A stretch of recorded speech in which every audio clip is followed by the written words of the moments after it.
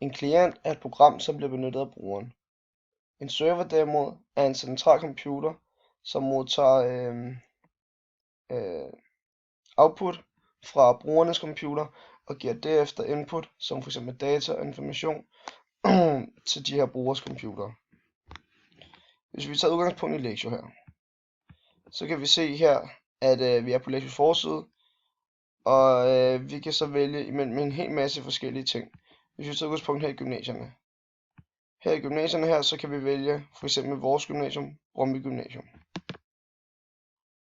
Da vi havde så mange valgmuligheder, og vi blev præsenteret til at starte med, så kan vi allerede konkludere, at det er en trelags arkitektur, vi har med at gøre. Hvis jeg starter her med at logge ind, som jo er mit input, så viser den mig nu en ny side, som er output, og det bliver så styret af præsentationslaget. Som vi kan se her, så kan vi vælge en hel masse forskellige ting. Alle de her forskellige ting bliver så styret af,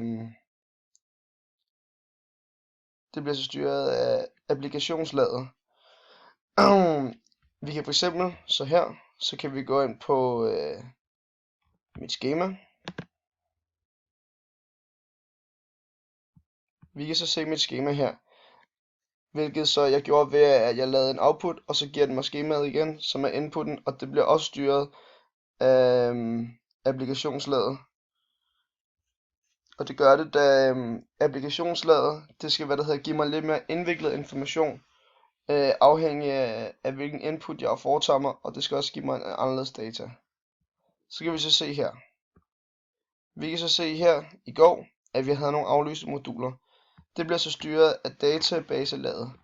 Det gør den, da databaselaget, det foretager de vigtigste ændringer, og det er dem, der kan sådan styre det hele.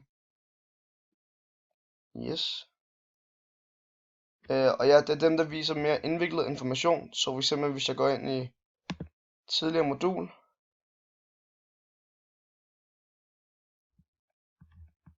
så kan vi så se her, hvad vi har fået for os som lektie, og hvilket dokument det er, vi skal lave. Og det bliver også styret af databaselaget, da det også er en større information, vi får vist. Hvis jeg så åbner det her dokument her, så bliver det så styret af